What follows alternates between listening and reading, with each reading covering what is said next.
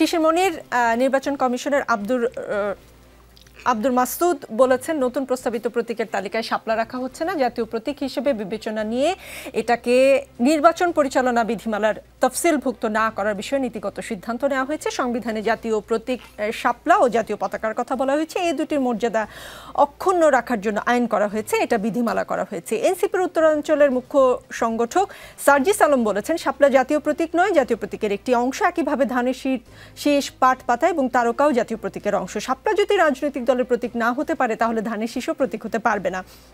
আর যদি জাতীয় প্রতীকের যে কোনো একটি অংশ রাজনৈতিক দলের প্রতীক হতে পারে তাহলে শাপলাও হতে পারবে। জাতীয় ফুল হিসেবে শাপলার প্রতীক হতে আইনগত বাধা নেই, কারণ জাতীয় ফল কাঁঠাল অলরেডি মার্কা হিসেবে আছে। আর যদি মার্কা দেখেই ভয় পান তাহলে সেটা আগে থেকেই বলেন। প্রতীক নিয়ে বিতর্কে ইসির নিরপেক্ষতাকে প্রশ্নবিদ্ধ করা হচ্ছে, এনসিপি করছে। জাতীয় ফল কাঁঠাল একটি দলের রাজনৈতিক প্রতীক হলে শাপলা হতে কি আইনগত কোনো বাধা আছে কিনা? আমি আইনগত কোনো বাধা দেখি না। শাপলা যদি অ্যালট করা হয়, কিন্তু দেখেন যে ইলেকশন কমিশনের পাওয়ারটা কি? ইলেকশন কমিশনের পাওয়ার হলো তারা যদি কোনো প্রতীককে ইনক্লুড করতে হয় তাহলে তাদেরকে একটা এসআরও জারি করতে হয়। এটার সঙ্গে আবার ল মিনিস্ট্রির একটা যোগসূত্র আছে, যে প্রতীকগুলো ইতোমধ্যে তাদের তালিকায় আছে, পার্টিগুলো রেজিস্ট্রেশনের সময় একটা প্রতীক বেছে নিতে পারে যদি ইতোমধ্যে কেউ না নিয়ে থাকে।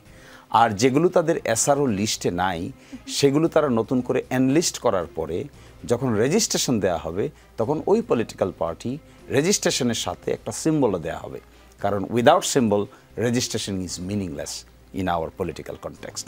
ফলে এখানে আমি মনে করি না যে শাপলা দিতে কোনো বাধা আছে। এখানে জাতীয় যে প্রতীকটা আছে, যিনি বললেন যে এটাকে আসলে সেপারেটলিভাবে দেখার স্কোপ আছে।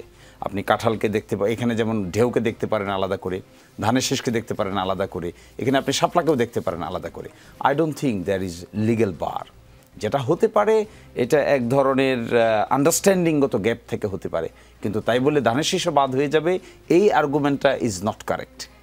এটা আমাকে দেয়া হলো না তাই বলে ধানের শীষ বাদ হয়ে গেল। ইন মাই ভিউ এটা অনেকটা রিঅ্যাক্টিভ কমেন্ট।